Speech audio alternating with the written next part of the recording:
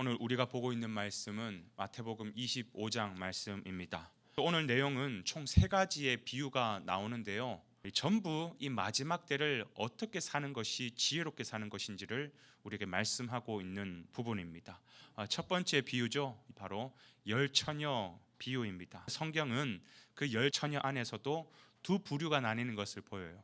5처녀는 등불을 준비해서 나아갔고 5처녀는 신랑이 오면 그때 준비하면 되지, 기름을 준비하지 않고 나아갔던 5명의 처녀가 있었습니다. 밤중에 신랑이 오는 소리가 들려요. 이제 맞으러 가는데 기름을 준비한 5처녀는 등불을 켜서 신랑을 맞이하러 가죠. 그런데 지혜롭지 못한 미련한 5처녀, 기름을 준비하지 못한 5처녀는 급하게 된 겁니다. 어떻게 하나 그러면서 기름 구하러 급히 가는 그 사이에 신랑이 찾아오면서 결국은 맞이하지 못하게 되는 것이죠. 그러면서 오늘 이 첫 번째 비유의 핵심으로 주님께서 우리에게 무엇을 알려주시냐면 13절의 말씀을 하고 계시는 것입니다. 그런즉 깨어있으라 라는 거. 깨어있으라.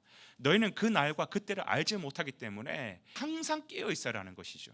종말의 마지막 때를 사는 정말 지혜로운 방법은 영적으로 깨어있어야 된다는 것입니다.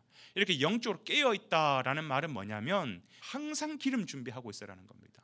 여러분, 기름을 준비한다라는 것을 성도 입장에서 적용한다면 이걸 어떻게 해석할 수 있냐면 항상 믿음 준비하고 있어라는 거예요. 여러분, 이 믿음이라고 하는 것은 항상 준비해야 될 것입니다. 예수 믿는 것이 그렇게 좋은 거라면 지금은 내가 바쁘고 해야 할 일도 많고 하고 싶은 것도 많고 하니까 나중에 그때 가서 내가 믿겠습니다. 아니요, 내일 당장 주님 오실 수도 있습니다. 우리 신랑이 오실 수도 있습니다. 그런데 이 미련한 5처녀가 어떻게 하는지 한번 보실까요? 뒤늦게 뭐라고 하냐면 8절 말씀에 이렇게 얘기합니다. 다른 그 기름을 준비한 다른 처녀들에게 가서 야, 기름 좀 달라고 하는 거예요. 여러분, 믿음이라고 하는 것은 나눠 갖는 그런 개념이 아닙니다. 믿음은 그 사람과 주님과만의 관계예요. 나하고 그분과만의 신뢰 관계예요. 믿음 관계예요. 믿음은 나눠주는 게 아닙니다. 내 믿음으로 구원받는 거고 내 믿음으로 신랑을 맞이하는 것이지, 옆에 사람 믿음 때문에, 내 가까운 사람의 믿음 때문에 그걸로 복받고 그걸로 구원받는 것 절대 아니라는 것이지요. 사단은 지금도 우는 사자와 같이 우리를 삼킬 자를 두루다니며 찾는다라고 얘기했어요. 영적인 잠에서 깨어나야 됩니다. 다음에 하면 되지 뭐 그런 미련한 모습이 아니라 지금 오늘 우리 신랑 되시는 주님께서 오실 수 있다라는 그 마음으로 항상 깨어서 주님과 내가 온전한 믿음 관계에 놓여 있는지 그 믿음의 기름을 잘 준비하시는 은혜가 있기를 주님의 이름으로 축원해 드립니다. 두 번째 비유는 달란트 비유입니다. 한 번은 주인이 먼 타국에 출타를 하게 되었어요. 종 3명을 부릅니다. 그리고 각각 5달란트, 2달란트, 1달란트 맡기죠. 5달란트, 2달란트 받은 종은 즉시로 달려가서 열심히 장사를 해서 갑절로 그 이윤을 남깁니다. 그런데 1달란트 받은 종은 내가 받은 게 1달란트밖에 없는데 이걸로 뭘 한단 말이냐. 그래가지고 땅에 묻혀두고 주인 올 때까지 그냥 편안하게 그냥 쉬고 있는 거예요. 누가요? 종이 그러고 있는 거예요. 주인이 없다고. 그리고 나중에 때가 되어서 주인이 돌아왔죠. 5달란트, 2달란트 받은 종은 내가 열심히 장사여서 갑절로 남겼나이다 했더니 주인이 하는 평가가 뭐냐면 착하고 충성된 종아, 잘하였도다. 너가 주인의 즐거움에 참여할지어다. 그렇게 칭찬해 주죠. 그리고 1달란트 받은 종도 부릅니다. 너는 어떻게 됐느냐? 저는 그냥 혹시 뭐 어떻게 될지 모르니까 그냥 잘 땅에 묻어뒀습니다. 그러면서 1달란트만 갖고 오는 거예요. 이 악하고 게으른 종아 하면서 책망을 받는 것뿐만이 아니라 그 받은 1달란트마저 빼앗기고 어떻게 돼요?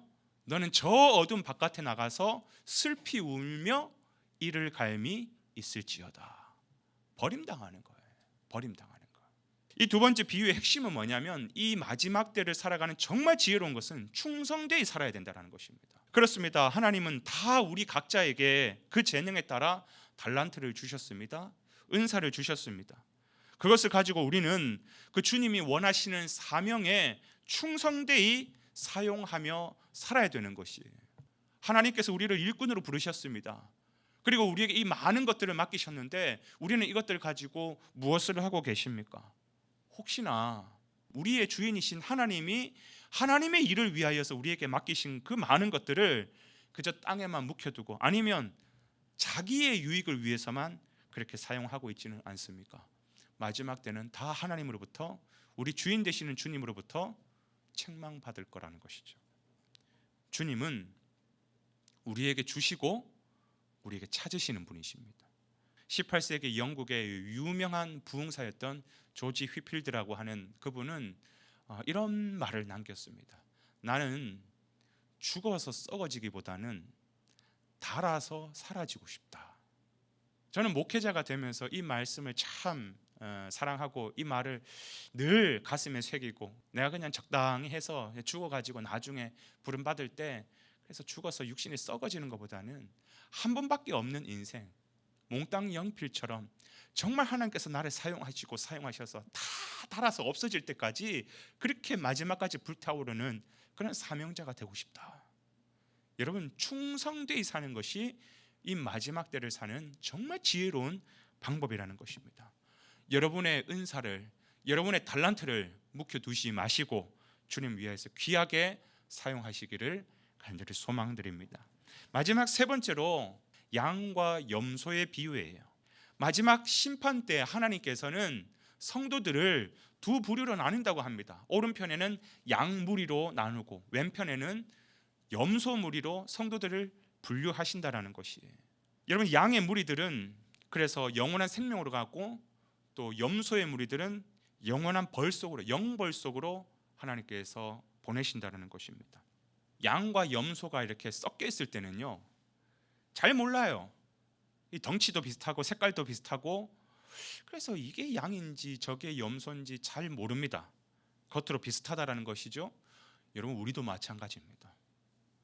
같은 교회 안에 있다고 다 양이냐? 교회 밖에 있을 때가 다 염소냐? 아니요, 그게 아닙니다. 같은 울타리 안에 있어도 양이 있고 염소도 있습니다.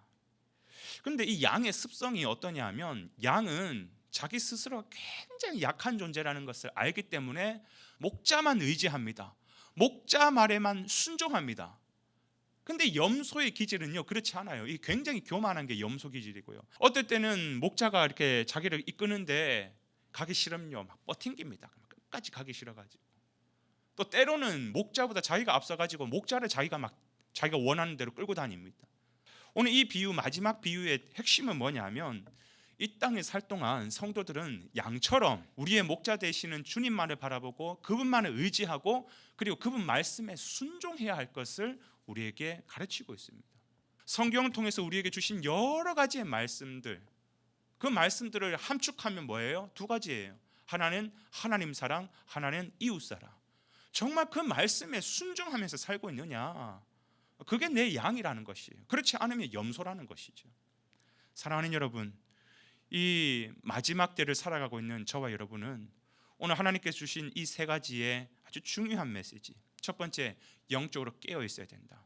두 번째, 항상 충성되이 주님 앞에 섬기면서 살아야 된다. 마지막 세 번째, 주님을 나의 목자로 삼고 그분의 말씀에 순종하며 살아가야 된다. 여러분, 이렇게 살아가는 것이 마지막을 살아가는 정말 지혜로운 방법이고, 그 마지막 때에 하나님께서 착하고 충성된 종아 잘하였도다, 영원한 생명 가운데로 우리로 인도하여 주실 줄로 믿습니다. 오늘 하루도 그러한 귀한 지혜로운 삶이 되시기를 주님의 이름으로 축원을 드립니다.